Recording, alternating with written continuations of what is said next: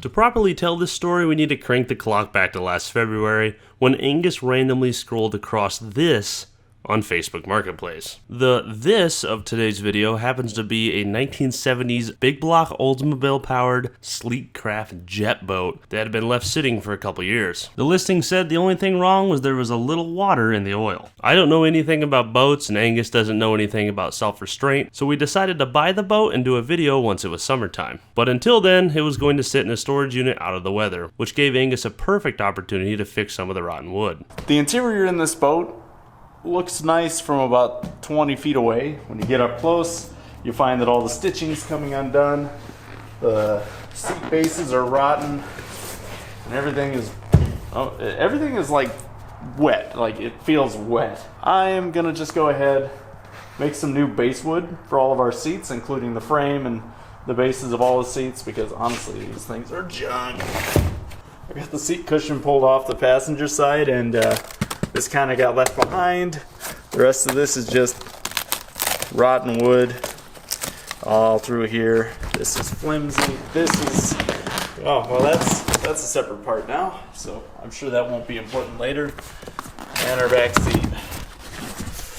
Seat fine, base not fine. So I think we're just gonna tear this all out.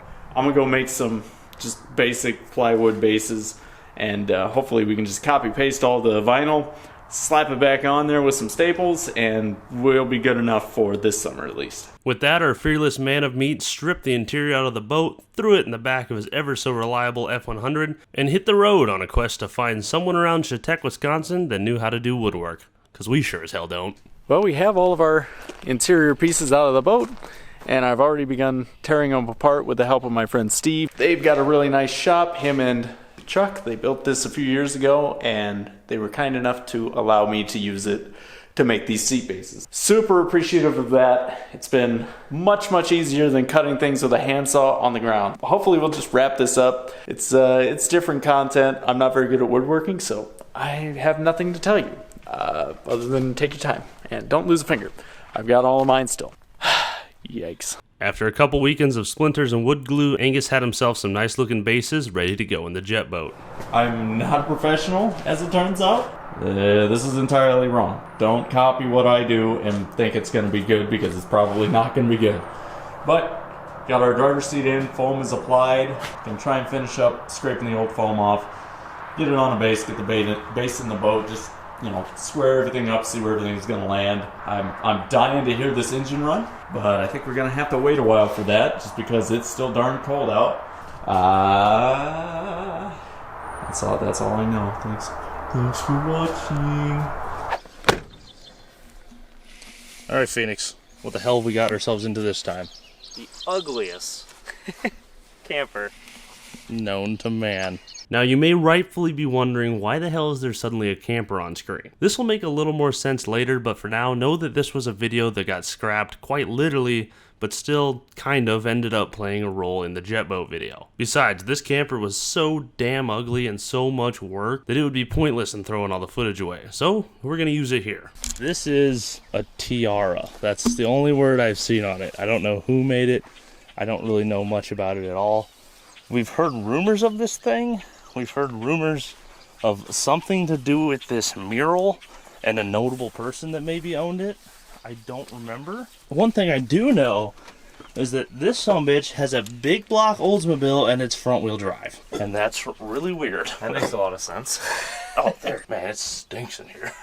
I like the pink interior. Dude, the sleeping area is something to behold. I won't hold it for long, but it's something to behold. Potentially, this might be the first camper we've ever got with a generator. Don't open that. You got your portable swimming pool. Dude, it's 2 inches deep. I think it's literally like an Oldsmobile Tornado front subsection. Wait, it's not... Oh, it is front wheel drive. That's weird. Yeah, it's... Because it goes underneath the middle of the motor. Yeah. How does... Dude, don't know. We got for miles. 43,000. Sun Pro. It's a race camper, dude. This thing's basically a drag strip queen. Not to be confused with a drag queen. and it's Tiara. So basically, here's the deal. We were told we can have this camper. We got to get it out here by this weekend. You've got stuff going on all weekend. I've got stuff going on all weekend. We got about 2 hours. To make a long story short, those 2 hours came and went before we even got the engine to crank over. The next day, I left for our power tour trip, and while I was gone, unfortunately, the camper got scrapped. I'm not gonna lie, I was kind of okay with that because it was going to be a nightmare to get that thing back to our house. It sat about 2 inches off the ground and had no brakes. Besides, the only thing I ever wanted from it was the big block Oldsmobile, which at this time, I didn't really have a need for anyway. Speaking of boat anchors, let's fast forward a month and go back to Wisconsin, where Angus has started the preliminary work on the jet boat so that the next weekend when Mook and I show up, we can knock the whole thing out in 3 days. Today we are going to be working on this 1975 sleek craft jet boat.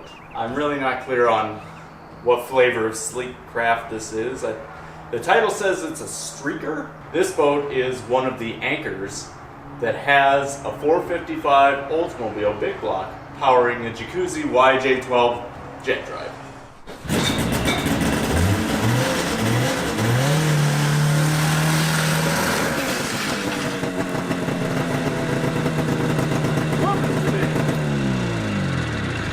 Woo, that was fun. You piece of junk.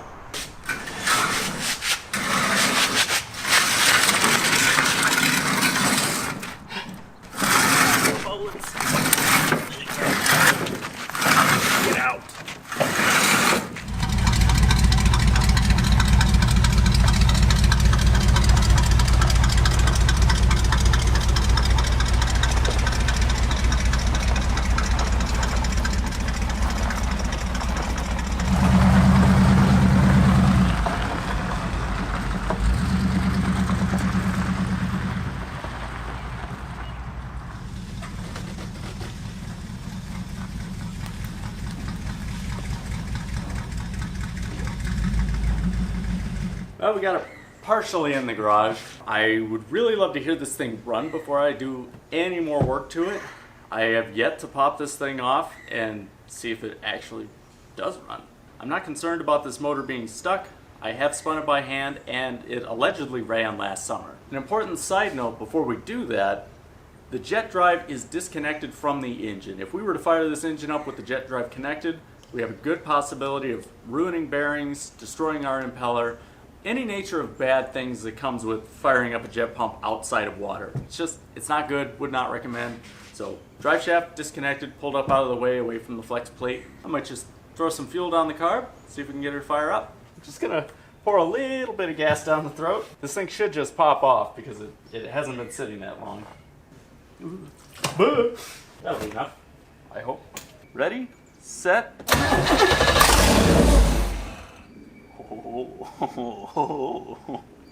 I'm a fan. Alright. Well, I feel a lot better about this whole project now. Let me get our cooling system hooked up and we'll get underway. So laid out on the boat here, I've got all the supplies we're going to need to revamp that cooling system, including hose clamps, a pressure regulator with a shutoff valve, and some brand new heater hose. So pressurized water comes in from the jet pump while the motor is running. It's constantly feeding this engine whatever pressure is in the bowl of the pump. Now, jet pumps can run anywhere from 1 to 5 to 20 to 150 psi. There's a wide range. I don't have a lot of faith that that jet pump has that high level of pressure, but I don't know. An inconsistent pressure could possibly blow through gaskets on an engine like this, especially with this vintage and if it's an automotive engine retrofitted to fit in this boat. So by putting our pressure regulator in, we are regulating how much pressure is going through those gaskets.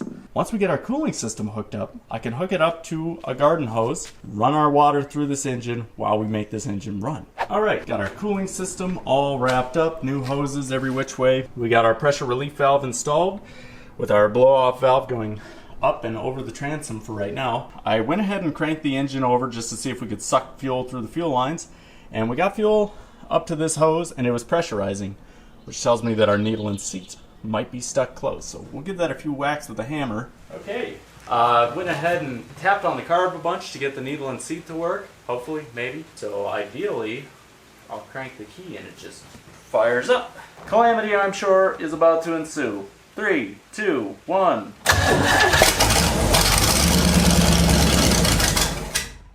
Nice. Well, she's got a little bit of air in the lines, not gonna lie. And what looks like a jellyfish. Ew. So I'm gonna undo that clamp, get rid of that jellyfish looking thing. So that was fun. It ran for a couple seconds. It's pretty neato. Let's see if we can get it to run a little more consistently. And if we can manage that, it'll be time to test out our cooling system. And if our cooling system works, we'll let her sit here and run while running off the house water.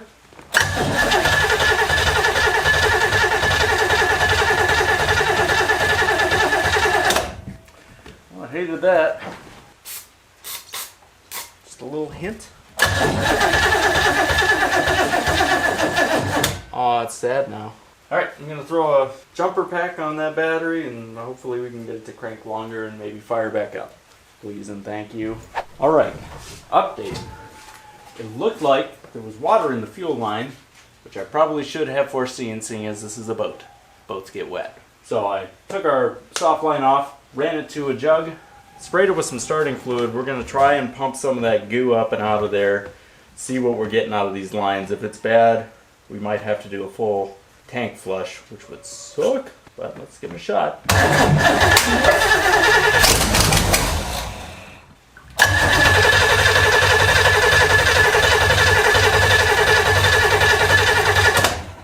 Oh, we'll let this settle out and see exactly what we're dealing with.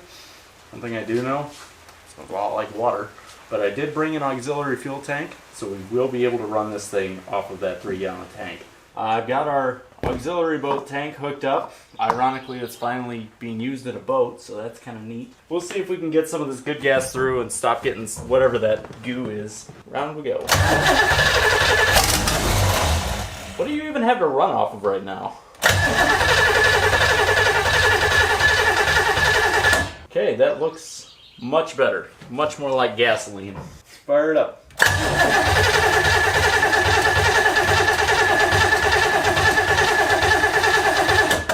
What the heck? Have at ye.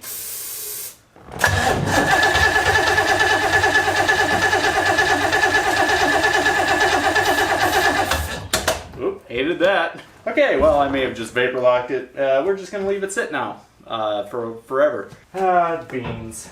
Maybe it'll fix itself. I've done this before on this engine, so nothing new here.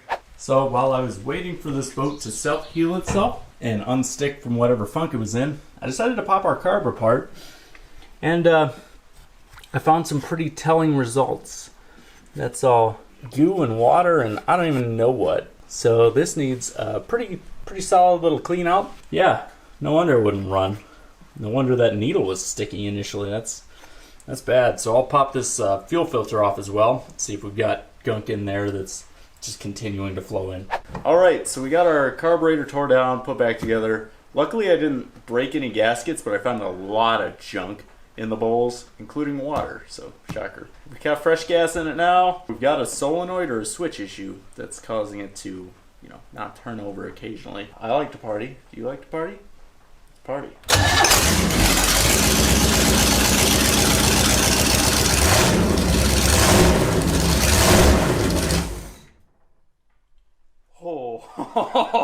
Oh, yeah. Ow. Oh man, that's very nice. So cool, it runs. We should hook up our makeshift cooling system, see if that all works. And I need to check the oil, see if we already have water in it or if it's clean and ready for a good test. Give it, oh, well, the whole dipstick's coming with it. Ah, yes. That's water. That's watery oil. That is Big Bad Milkshake. Anyway, that's what we're dealing with in the engine, which is not good. So we need to do an oil change right off the bat with this thing. I suspect it'll take some time for it to come out. Oh, there we got some water. Yep, that is a definite milkshake coming out of there. Alright, there's the oil that came out of this engine. This poor thing. Thank you to Chuck for bringing us over some tools. Now it's time to put new oil in and see just exactly how bad our water issue is. I feel better not knowing, but we gotta know. So let's fill her up with 5 quarts of our finest oil that came with the boat and see what happens. Okay, I've got our pressure gauge / temperature gauge plumbed into the intake. We've got our water still hooked up to the boat. Regulator seems to work. It opens up at an unknown pressure. So we're about to see what that pressure is. So I am going to go ahead and fire up the boat again. When Austin hears the boat fires up, he's going to turn on the water. Hopefully all the water goes out the exhaust. All right, you ready down there? Yeah.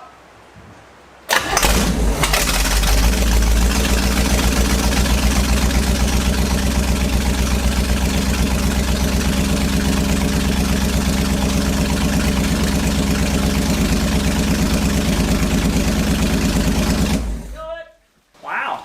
Okay. Well, something just happened. Water just came pouring out of the engine. But where? Where did it come from? Oh, man. That's a new one. That's a new one for me personally. So what happened was the frost plugs fell out. One on either side is missing. Right here, there's supposed to be a frost plug in there, but this is inside the block. Oh, and there's sand in here. That's super duper. Cool. So middle one on this side, and it looked like the middle one on the other side too. Can we see up in here? Yes, we can. But we are absolutely going to need to fix that before we go any further. A few hours later, Angus had finished up his oil change and fixed his broken frost plugs. It was finally time to hook up the cooling system and see just how bad this water leak was.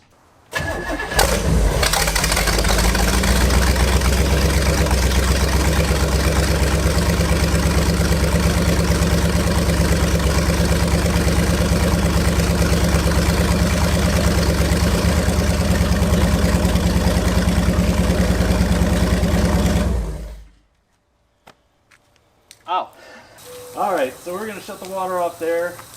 We're going to check our oil. I'm pretty sure we already know we're going to see water in it. The only thing I can base it off of is the level.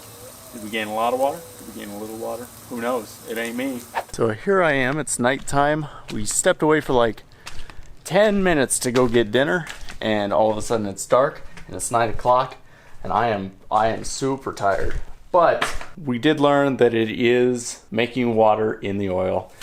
I felt the oil. What should have been brand new, relatively clean 10W30 was coming out as not very slippery milk. If we run this engine anymore with this oil and with this water leak, we run a serious chance of destroying the crankshaft bearings for one, camshaft bearings for two, any lifters, rockers, pretty much anything that needs lubrication. So the whole engine. So this engine needs to come apart for sure, and we need to figure out why and how the water is getting in, whether that be gaskets or if it's a cracked block. I believe it was right about here that back in Iowa, my phone started ringing and I got a call from Angus saying, "Hey, do you have any Oldsmobile 455 blocks or whole engines sitting around? Because there's a good chance we might need a second one if we're going to make this jet boat work." I searched on Marketplace and hit up a few local sources to no avail. I couldn't find a good 455 anywhere. That is until, like a reoccurring nightmare, I remembered that the world's ugliest camper was probably still at the scrapyard. Sure enough, $400 later, our previously free ugly camper, or what was left of it, was loaded onto the trailer and headed home. Alrighty, we're back with the 455.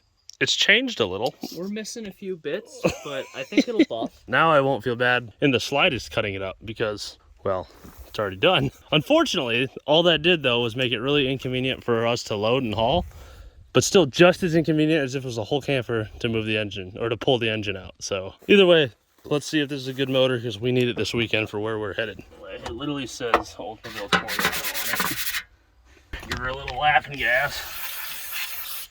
See what happens.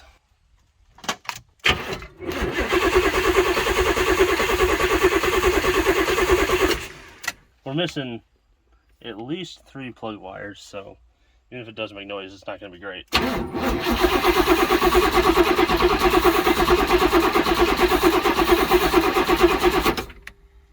Come on, you're killing me.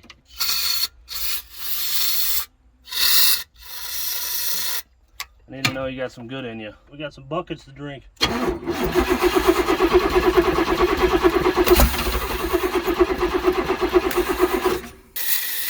If you can't get something to go, give it a lot of gas. If the firing order is wrong, then it'll still make noise.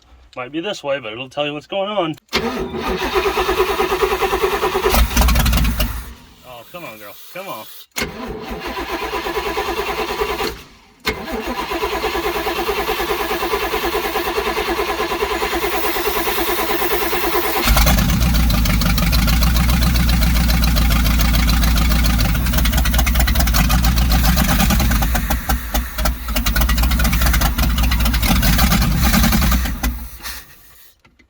Alright, we got a motor that runs. I didn't hear any rod knock or anything crazy, despite having literally no manifolds on it, so it's really hard to hear what was happening.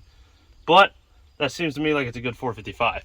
Most importantly, check out this cool Iowa license plate I've never seen before.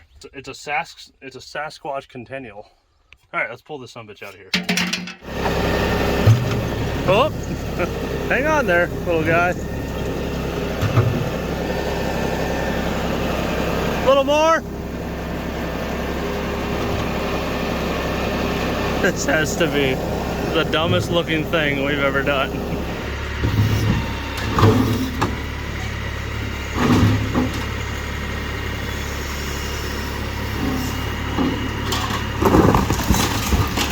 All right, that'll be much more accessible.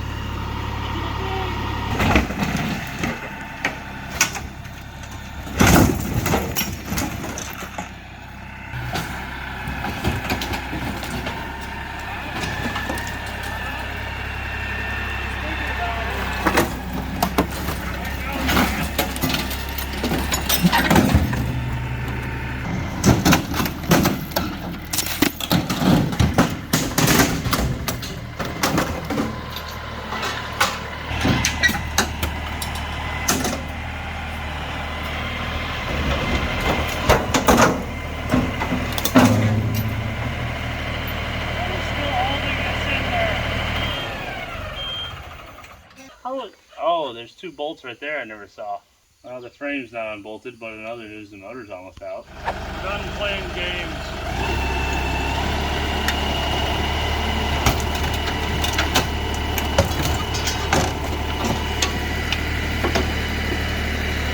It's just the way out, now it's got the wires to cut. That's all it took.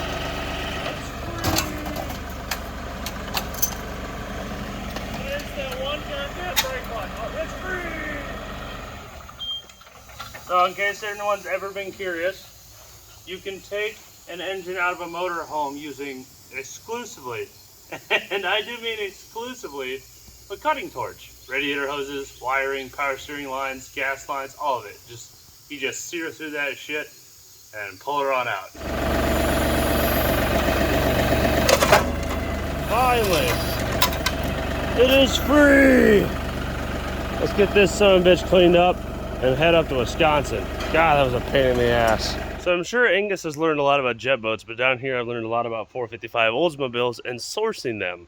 This, as we showed earlier, is a Torino engine. The Tornado engine's made like 375 horsepower, which is pretty damn good. Essentially, Tornados are a good source for 455s. They're big, they're dumb, they're ugly, and they are ridiculously cheap. You can buy a whole car for $1,000. The shitty part is removing them.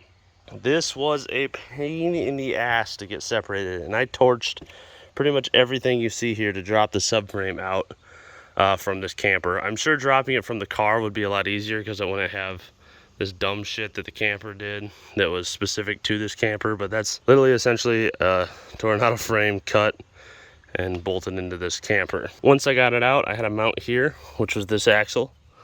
I had a mount on the other side, which was the differential. I had 3 torque converter bolts, which I had no idea how to get to, so I wound up just bending the metal around the starter area out of my way so I could get to those bolts. And then of course the bell housing bolts and these 2 front ones. Doesn't seem like a lot looking at it right here, but it's all just so jam-packed in there that it's impossible to get to. So with that being said, let's go ahead and wash this thing up and head up to Wisconsin. Side note though, if anyone needs a Tornado transmission and front axles, hit me up, junkyarddigs1@gmail.com. I have no idea what those are worth. Make me an offer, it's yours.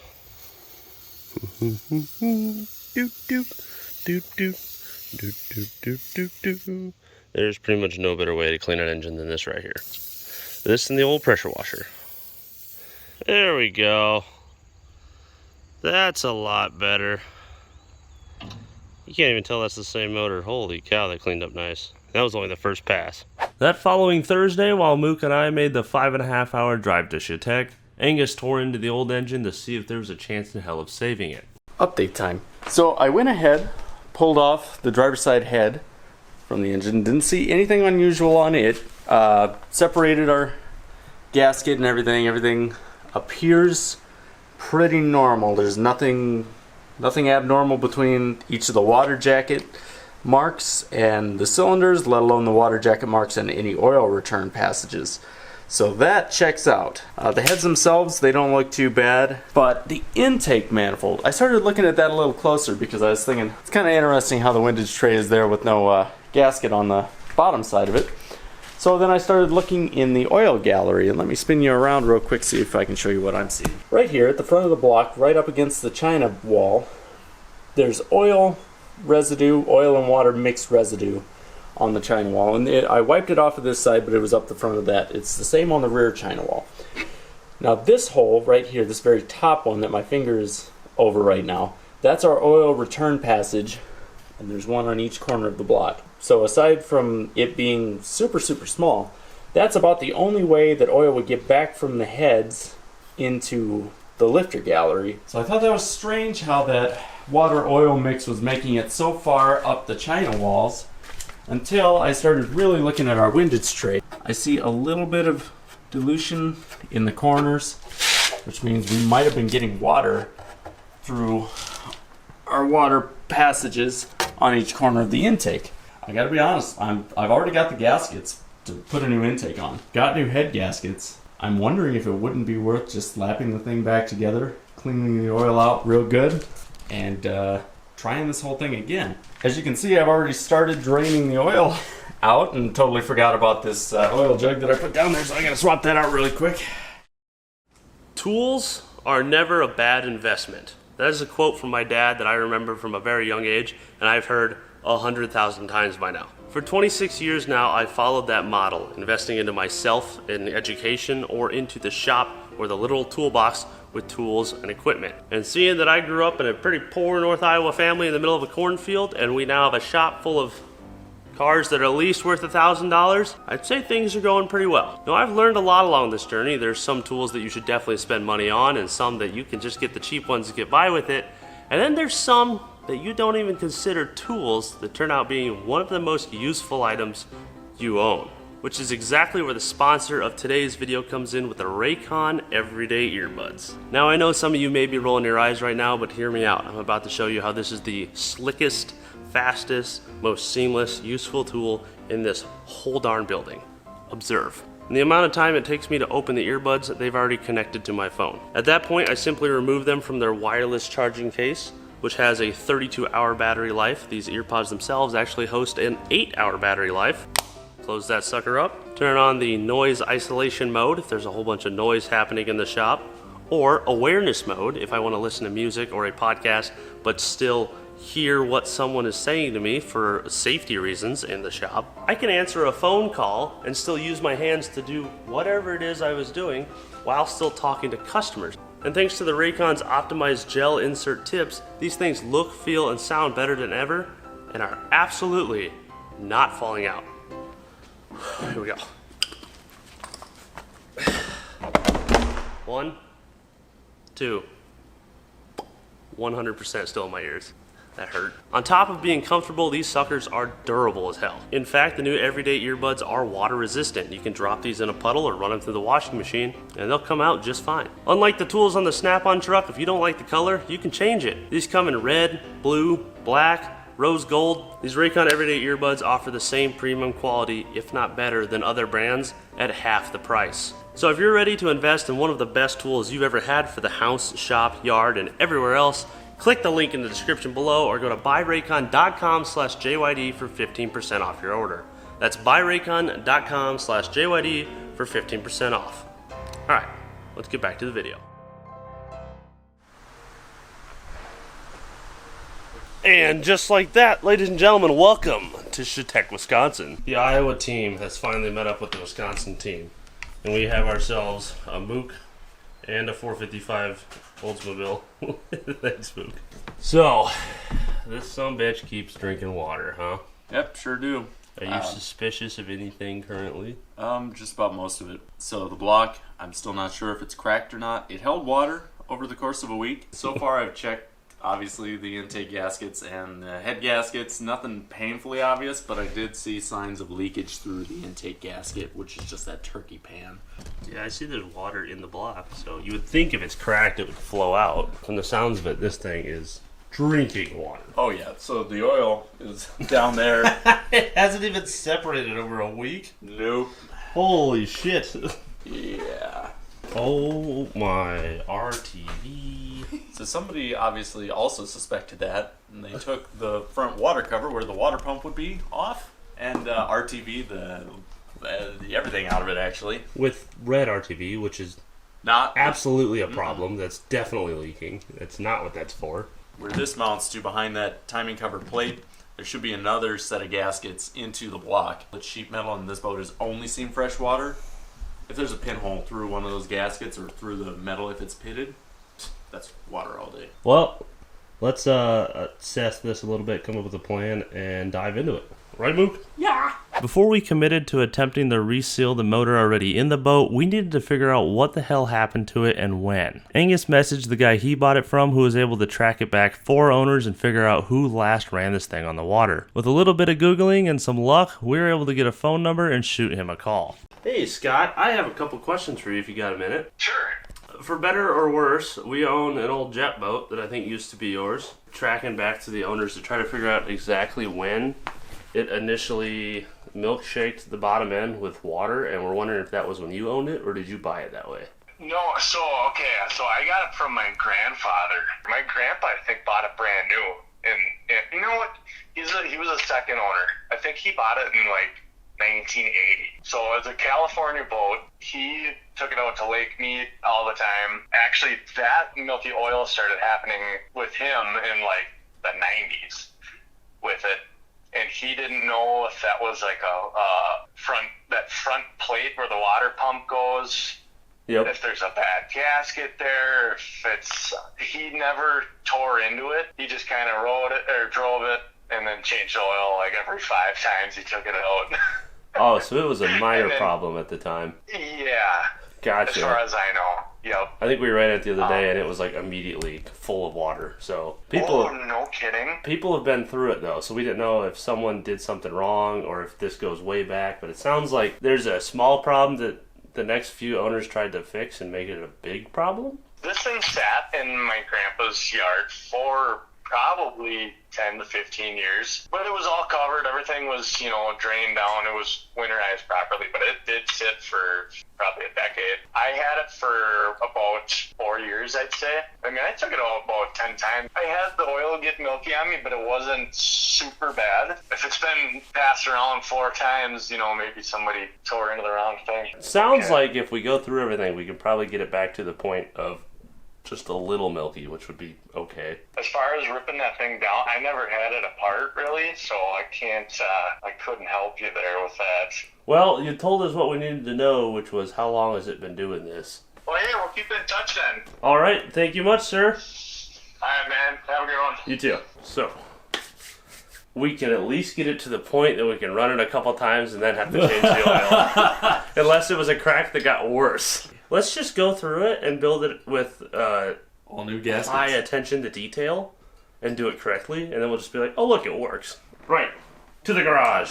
Thank you, Scott, for giving us a call on your busy day. His grandpa owned it. That's so fucking cool. This just got awesome. Let's go fix a boat and find the people that it goes to. Whee!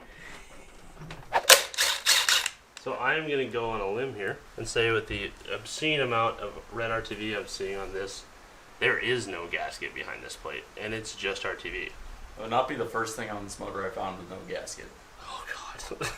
Oh, God. Wow, that's aggressive. There's sand, Yep. believe it or not. We got a little bucket to throw shit into. You got a bucket? Oh, God. That's our goal, by the way, is to make it across the lake and you get buckets. Jesus. Throws a bucket. There's a cantina. They serve buckets. Yeah, so there was no gasket on that, which is Definitely not. our problem so much, but It ain't right. After removing our timing cover, we gave everything a quick inspection, and Mook snuck a Hot Ones Pringle between two normal Pringles and gave it to Angus, who does not do well with heat. Angus. what? Is it a potato? Essentially. These are actually kind of hot. I don't like it. Ouch, my face. I'm sorry, we've been planning this for like weeks. Give me that brake clean. After that, we filed all of our mating surfaces flat, RTV'd our gaskets, and sealed up the front of the motor. We've got our water pump plate back on, our timing plate, our harmonic balancer, everything on the front of the engines. Back to where it was this morning, but with all new gaskets and RTV. Long story short, that shouldn't leak anymore. We got our front timing cover and everything on, installed correctly. And it's time to start dropping some heads and stuff on. I did it. So, I have noticed a couple things. There's two cleaner cylinders in the back. So I gotta wonder if that had been a blown head gasket and then whoever went through and put head gaskets in fixed that, but caused another issue. That might be what's going on. Basically our answer is still the same. Just redo every gasket on the motor, and if it's still a problem then it's out of our hands. With that being said, I am doing some surface preparation to get any remaining gasket material off these heads. I went down to the local parts store and got ourselves what we call a super scraper, but it's a carbide bit or a carbide piece on the end of a stick, and it's really good for scraping gasket surfaces. So I'll get these cleaned up, get our head gaskets in place, find a torque wrench, and torque them down.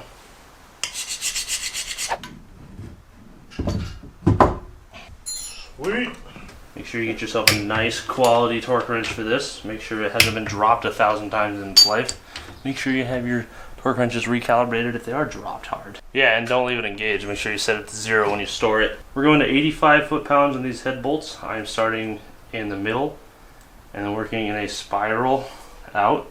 So middle, down, over, over, over, over, and then going again in 3 stages. I like to do little half steps, like you start at 30, you just cinch them all down, and then get your click at 30, move to 50, give them a little bit, let them sit, get your click at 50, halfway there, once again, 85, and then let them all sit for a little while. And about a half hour later, come by and do it again, because they will settle. Ideally, you usually use new head bolts when you do this because they have a stretch to them. Nothing we do here is ever ideal, especially when I'm wearing my socks exclusively. So, yeah, let's get these bolted down. What happened? You were wearing pants last time I saw you. Oh, no, sorry. On my feet exclusively, they're socks. So this is the windage tray that was in the engine, and Angus is suspect of it having been flexed the wrong way because they ship flat when you get them in the container, and I think he's right. That don't look happy. This would have been a huge water leak if it did not seal right. They did have gray RTV though. Just on one side though. Oh, never mind. If you guys have a 455 Buick or 455 Oldsmobile or even the smaller Oldsmobiles or Buicks, they use these tray gaskets. Don't quote me, but I believe you can also, at least what we've done today, has been lucky enough to also be able to get normal gaskets. They're not this tray style. The Buicks are nice because they have a little cutout. You just go click, click, and the tension holds them in place. The Oldsmobiles are not nice. I've just about cut my damn thumb off last time I had to put an intake on an Oldsmobile. So we are not going to be using this today. We're going to be using a set of regular gaskets, which you can get for a lot of these engines. So. Alright, we've got our intake gaskets covered in RTV on both sides and in place. Our China walls have a very healthy half a tube on them. These come with the rubber gaskets.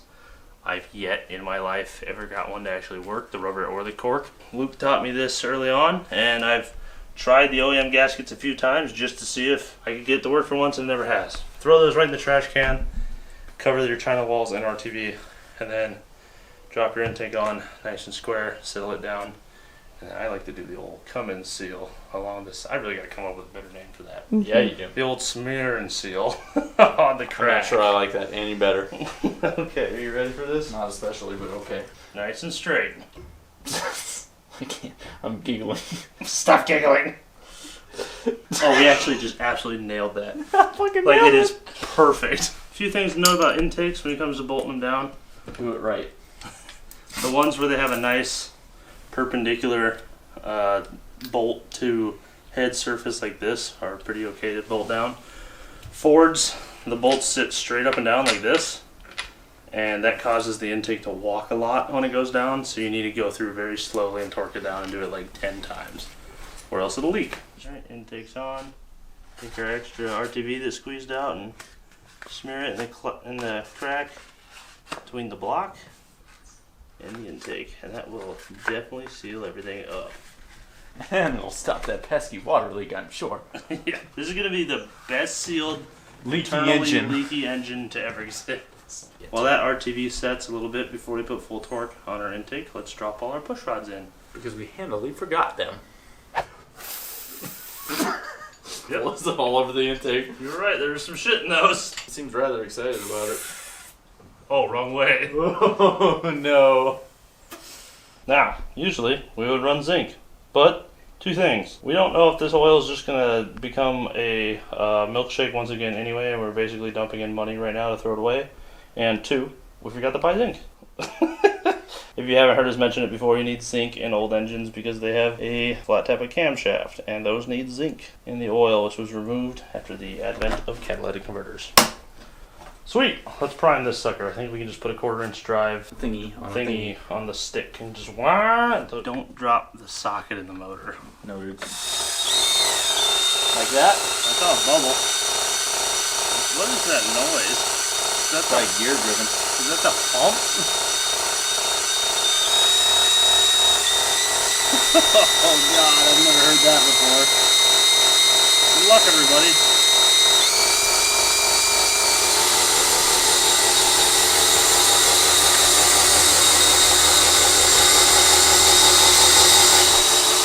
Yeah, 25 psi, 30 psi. Just.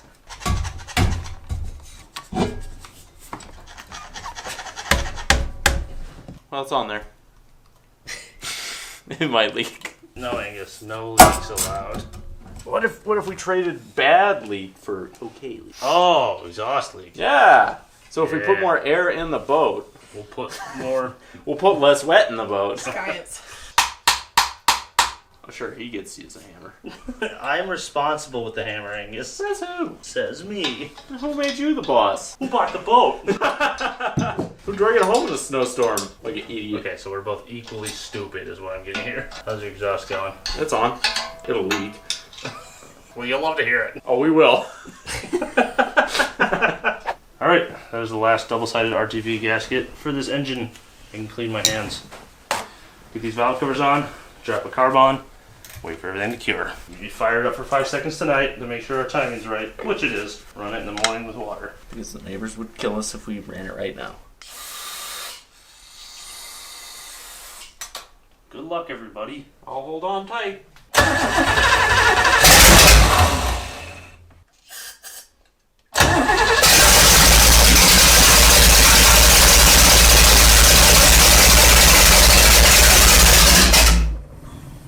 Jesus Christ. That was fucking violent. Isn't that fun?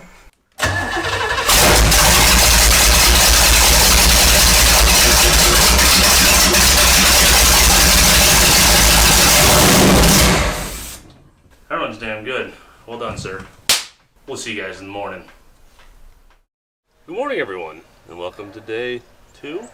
This is our engine swap day. Day 2 of month 6. We're about to test this some bish.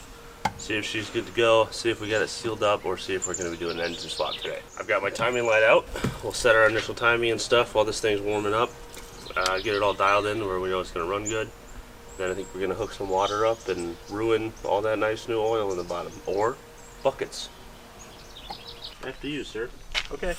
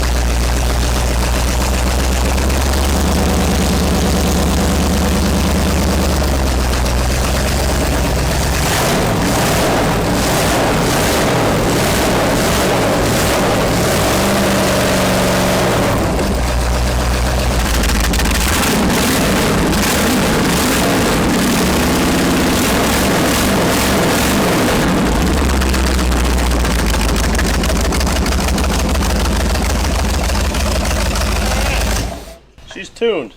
Yay! Lock everything down, hit it with the water, see if it turns into a milkshake. Alright.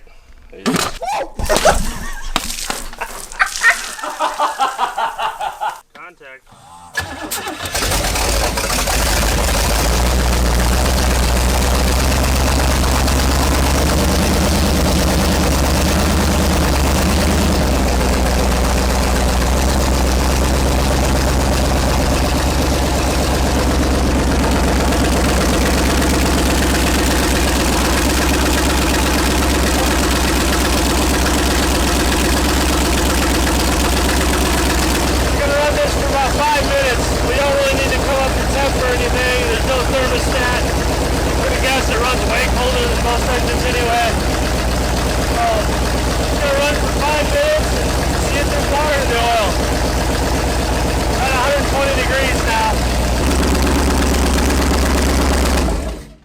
Alright, let our oil settle to the bottom, check our level and quality.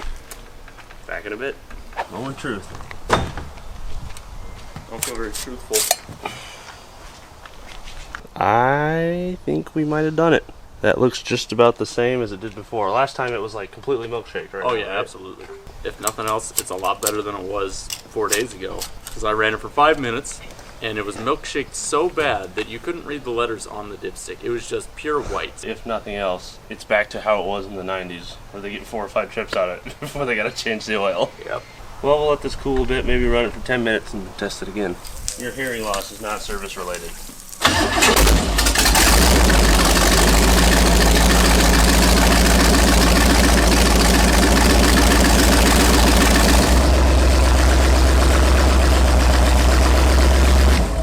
The silence is deafening. It is. It's like, turn it back on. It's too loud out here now. We're getting real good at this shit. That is not changed at all.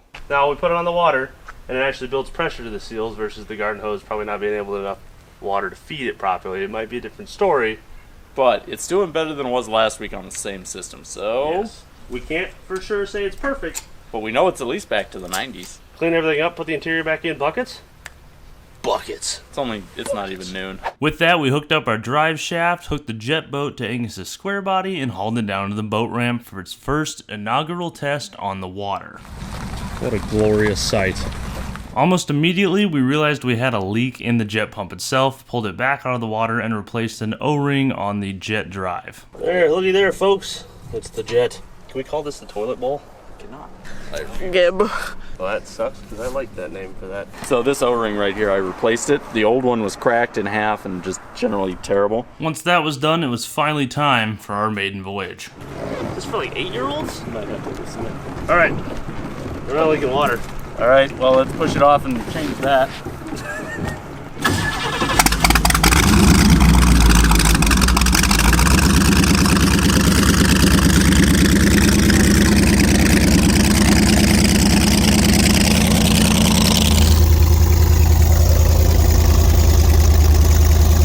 Looking good. Oh my God, it's working.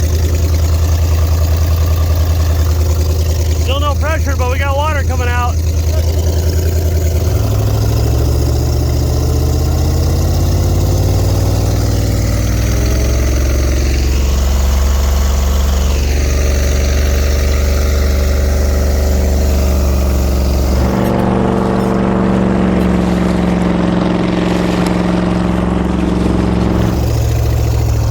Check for more leaks.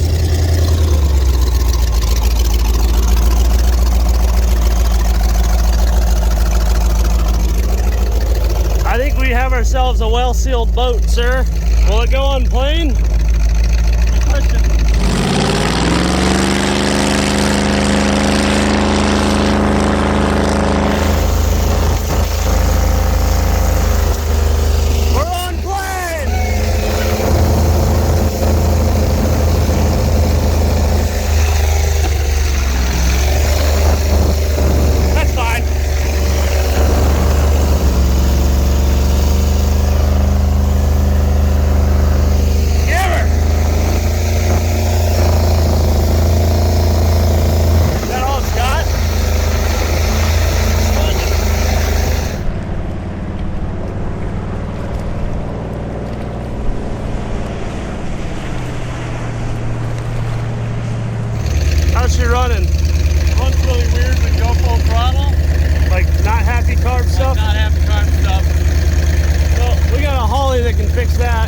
How was it? It was good. It was mediocre. It runs funny. Our top end power is not quite there, we don't think, for what we would expect out of a big block. I think some timing adjustments, a little more total timing, and maybe a Holly can make a difference. Let's check our oil. That's a good idea. Did we milkshake it? I didn't see any pressure, but one time I saw the needle wiggle the tiniest bit above zero. That's good. By which it might have just been normal vibration at higher RPM than we've done. But All right, dipstick. Well, I'm not gonna lie. it's the same. It looks really good. We did it. I It's think sealed. we actually pulled it off. All we have to do now is make this thing run real good and head across the lake. I think before we do that, it's time for some celebratory buckets in the boat we know makes it. It's been a long morning. At this point, we had been working for the entire weekend and wanted to take a break to enjoy some of what Lake Chetek has to offer. We hopped in Angus's much newer, more reliable boat and headed across the lake for generalized shenanigans. I just want to say, this V6 boat is faster than the jet boat. A lot faster. That's a problem. We should fix that.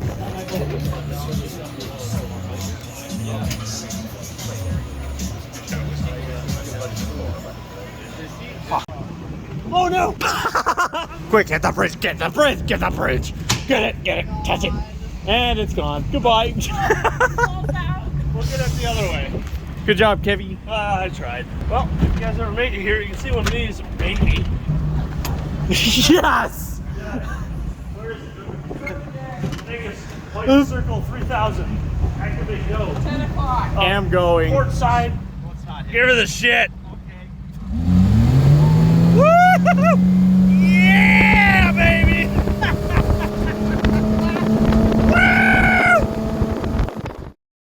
Good morning, ladies and gentlemen. It is now day 3 of our boat revival. We didn't get to this last night, but we did get to the bar. Either way, we are all feeling good today because today is jet boat day. We're gonna pop this guy off, put our 600 CFM brawler that Holly has supplied us with. Slap that sucker on. This is a good budget carb. After that, we'll throw a little more initial timing at it and head out to the lake and see if we can get this thing to come up on plane, play with our trim a little more, and get some more speed out of it. Because yesterday we did like, I don't know, what'd you say, 30? If that. Probably like 25 mile an hour. Disregard the war happening in the background. We are under active assault. The ruthless roofers. Ah, that looks better. Looks like we're gonna get somewhere today.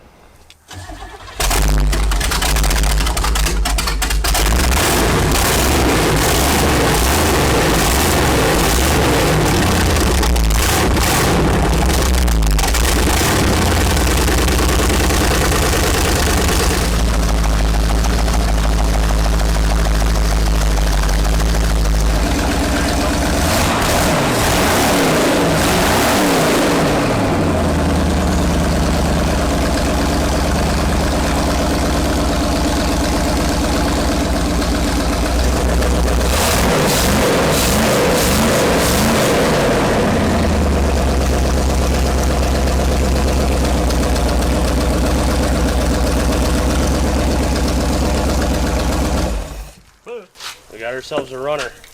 She's dialed in. There we have it. Straight.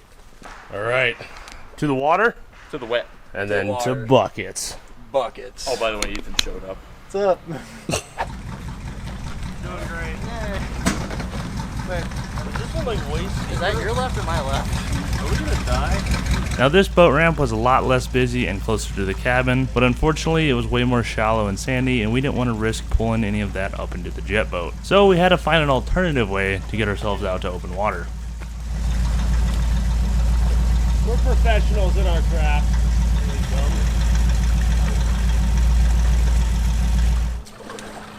Angus, this is a big canoe. Thanks. The bald eagle flies over. America, America, America. Heck yeah.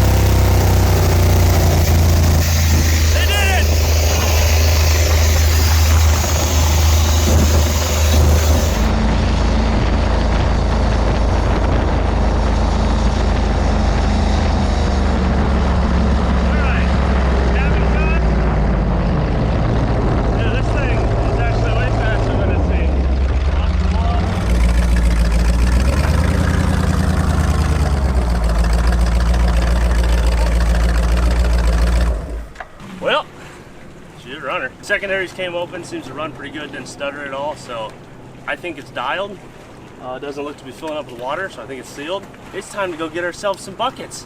Buckets. Let's go boating for buckets. Buckets. You have anything to add? I would just like to say thank you and buckets. Bucket time.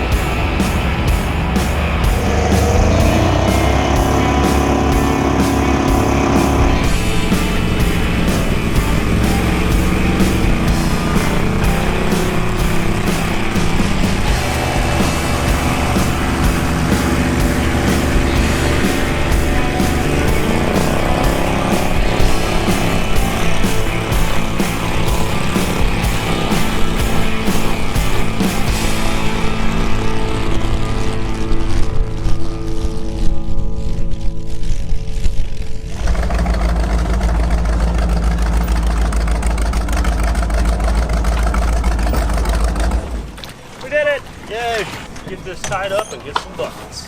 All right, folks. We've been through some hell in the last couple days to get her done, but we've made it. Buckets. To a weekend of successful jet boat stuff.